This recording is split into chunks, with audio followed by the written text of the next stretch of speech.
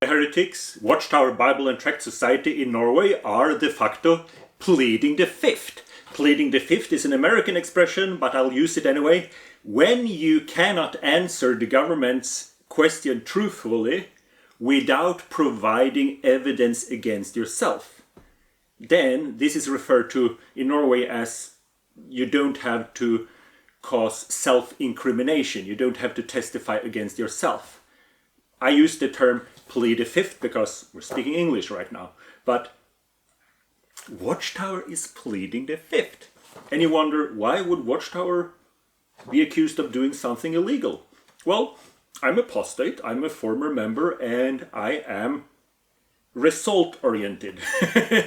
That's a little bit different than being an angry YouTuber making funny videos.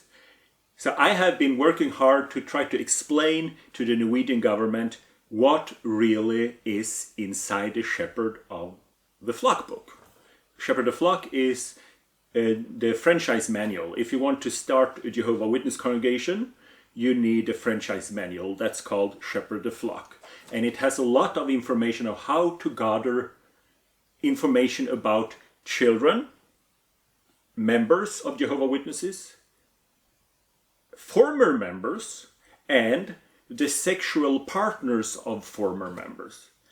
So there's a lot of juicy things here, and I have to cut this up in installments. So please like and subscribe for future videos, or if you just want to make me happy.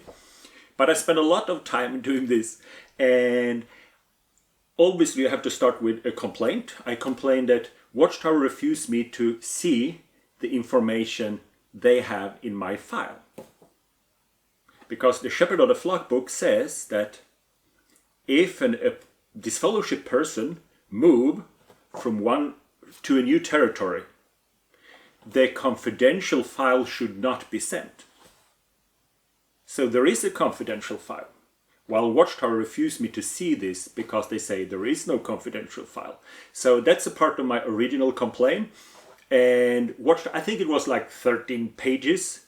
Their strategy is, when they are guilty, they just produce a lot of information that doesn't make any sense. There's a lot of religious, and there's scriptures, and there's quotations, just to bury the fact that they will not give it to me. And they also, Watchtower, have a strategy that if you ask them a question, they will answer a different question. So when the government say, why can't you let him see your confidential archive, his confidential file, Watchtower answer things like, we don't have a secret archive. But the question were not, do you have a secret archive? The question were, do you have a confidential archive?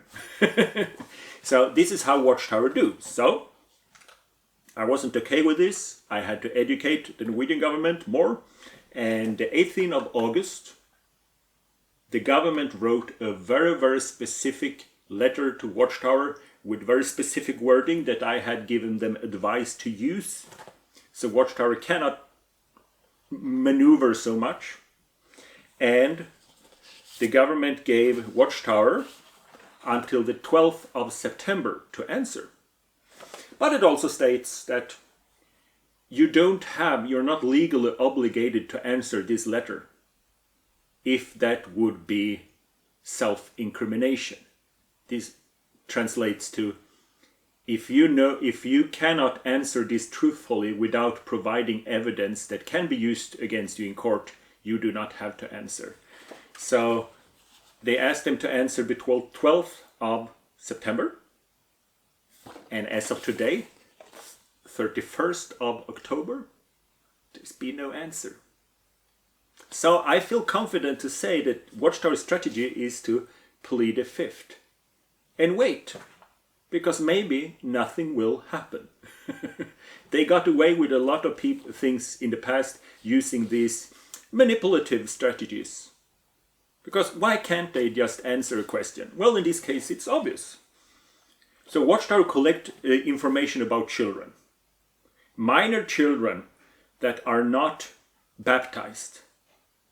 And this information will be kept after they drift away, like Watchtower referred to it. So if you grew up as a Jehovah Witness, and you confessed to the elders about your masturbation when you were 12, and then you were never baptized and you left, and your information might still be there. Or if you leave the organization like I did, they still have the information. And this is a crime. So, and it's also a crime to refuse, not allow me to see what's in the archive. So I've explained this to the government. One thing that the Shepherd of the Flock book say is that when you collect information, when a disfellowship person moves to different congregation, you should not send the archive, but you should give them information that they might need. My name and my address. Well, maybe I don't want Jehovah's Witnesses to know my name and my address. Maybe that's why the reason why I'll leave was because I want to get rid of them. That's a crime. It's not a big thing, but it is a violation. There's one thing that's very big for Jehovah's Witnesses and takes up a lot of their time, and it's the concept of being free to remarry. And as a child, I remember it was an announcement in the Kingdom Hall at the service meeting that there is a disfellowship person that moved to this and this location. So you shouldn't knock on his door. However, we want you to keep an eye on him to see if he has a girlfriend, because his old congregation need that in order to give permission to his ex-wife to get married. Because the way Jehovah's Witnesses believe, their belief system is like this. You cannot, person A cannot get divorced and marry person B. However, person A can fuck person B and get married to person C. It's in the Bible, according to them. So therefore, they really need to have in their archive information about person B. I am the plaintiff in this probe, and I can only complain about what happened to me. So I had to mention what happened when I split up with my ex-wife. And she's a wonderful person. I don't want to say anything negative about her.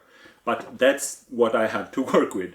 And from what I was told, she was disfellowshipped for getting married to another man after she left me without being free to remarry. And that means that there was a judicial meeting with 3 Jehovah's Witness elders, where my ex-wife had to explain to them the reason why she thought she was free to remarry. And when the expression free to remarry basically means that she were providing them with different theories and different evidence, maybe even name, of people that I would have had sex with. And I leave the Jehovah's Witnesses, and still they make new investigations about my genitals after leaving. So obviously that's the reason why Watchtower don't want me to see the secret archive, or why they don't want the government to see, because this is a huge violation. So they say it doesn't happen, and I can document it. One of the reasons it says in the Shepherd of Flock book, it says that when a person dies, they can get rid of the archive unless different things. And one of the things is, if that person have been disfellowshipped for not being free to remarry, then the archive should stay.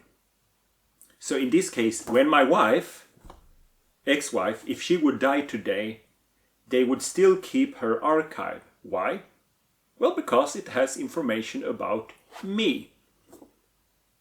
So in case I would like to go back to the loving organization, they could look into her archive and read from beyond the grave the accusations that she may or may not have put on my name, that I have been sexually active after she left. This is a violation, and it's black and white in the Shepherd of Flock book. So Watchtower have a problem here. And what do Watchtower do when they have a problem? Well, they blame it all on the elders. If Watchtower watching this, it's not classy to blame it on the elders, because you ask them to do things and you will punish them. They will lose their status if they don't do it.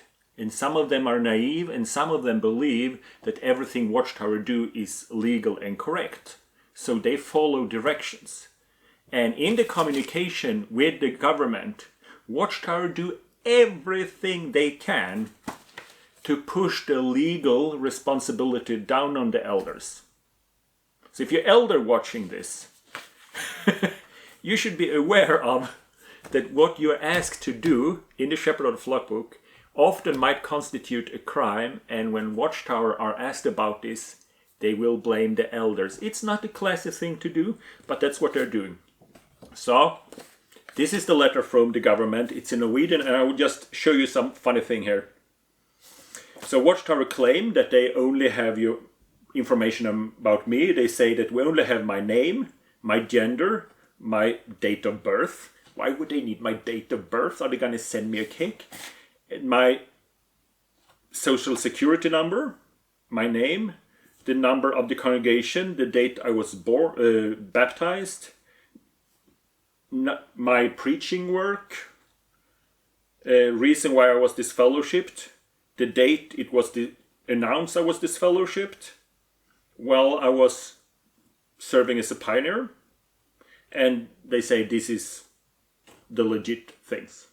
And you could argue that's true. But the problem is they keep so much more. What government wants to ask there. And now it's the best thing in the whole letter, and I taught them to write this. It says, we want a secular explanation with no reference to the Bible and no religious argumentation. Because last time they just bury their answer in all this religious mumbo jumbo, and if you try to read it, it doesn't even make sense to me. And if someone disagrees with them, they will straight go to the next strategy of their theocratical warfare, and that is to say, oh, we're persecuted because you said our religion was wrong. No. If you ask Jehovah's Witnesses, did you steal a tomato? They will say, we believe that the Bible is inspired by God. And then if you disagree with them, they say they're persecuted because we said your religion is wrong. No, that's not. It's a strategy they use. So the government now said, we want a secular explanation with no religious argumentation. And that's why the Watchtower cannot answer. Because without religious mumbo jumbo, and they just have to answer, did you steal a tomato? Then they could say no, if they're innocent. But if they say yes, that would be self-incrimination. So they're pleading the fifth. So let's see what the Watchtower say. I don't say Watchtower stole a tomato, Watchtower lawyer. That's not what I said. It was an illustration, like we learned from Jesus.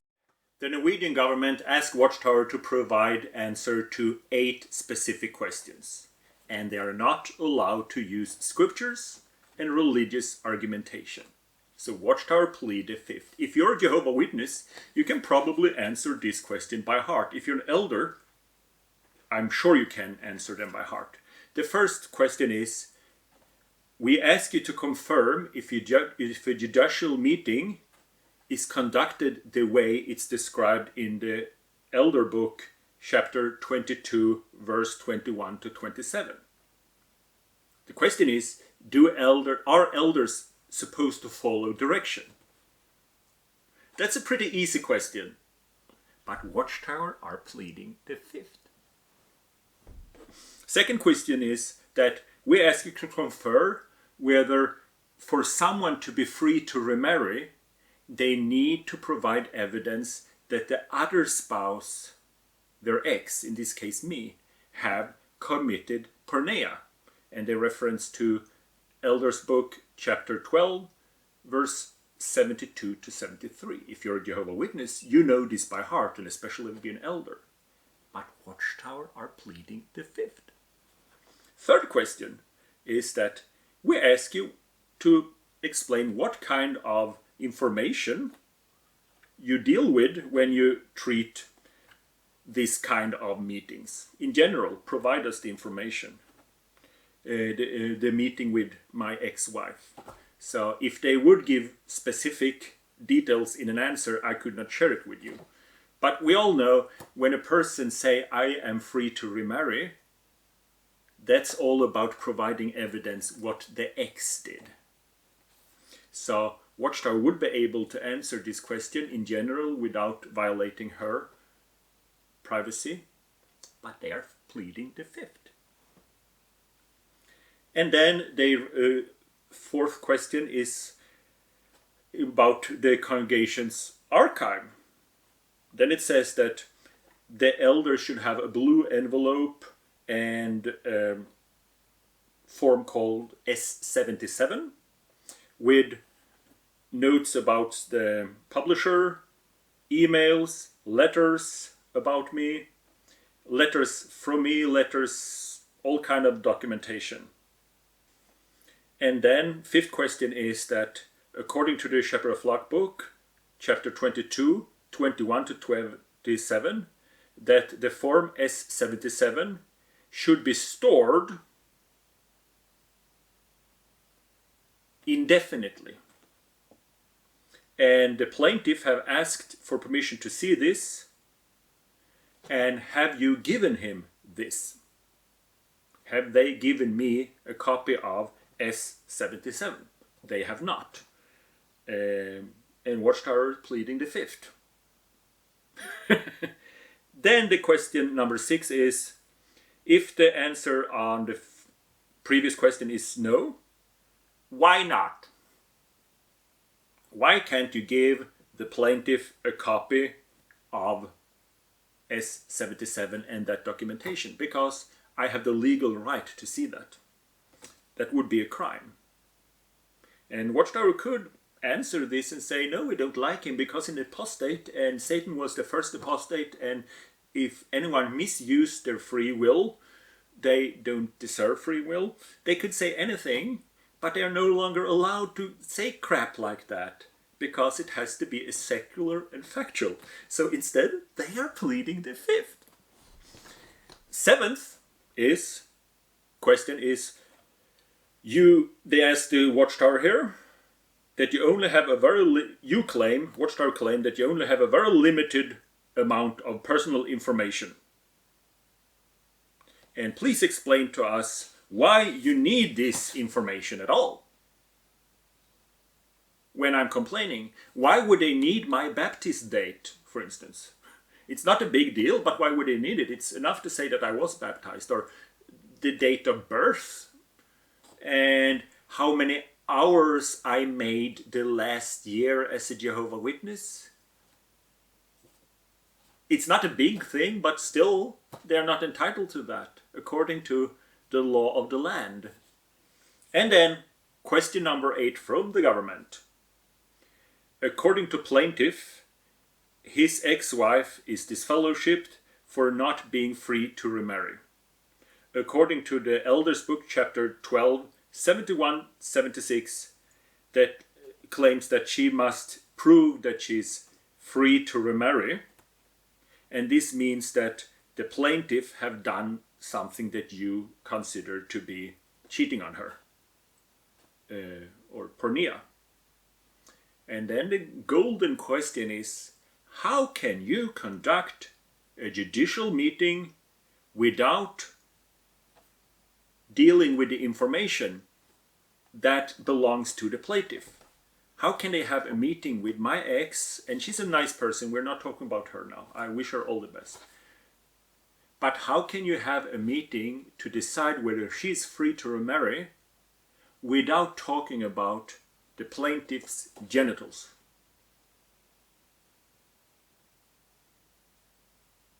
And if there were a good explanation, Watchtower is supposed to provide this the 12th of September. But they're not allowed to give mumbo jumbo anymore. And now they're pleading the fifth. They're basically pleading the fifth on all 8 questions. And that's what's happening. And I have to make this in installment because I have so much there's so much information. But I can tell you one thing here, is that if you have been a Jehovah Witness and your ex want to be married, to someone else, she has to prove that you have had sex with this person. And this person have never been a Jehovah Witness, the third person. But that he might still end up with his name and his genitals in the Watchtower archive. My wife has never been a Jehovah Witness, but she might be in the Watchtower archive, and that's a crime. But I'm not so worried about me. I'm worried about what happened to children in this archive, and that's another video. Thank you very much. My dream is to stop cleaning windows and be a full-time activist, because someone needs to protect the children growing up in this kind of religion. So if you want to support me in any way, like and subscribe and share the video, and see you in paradise.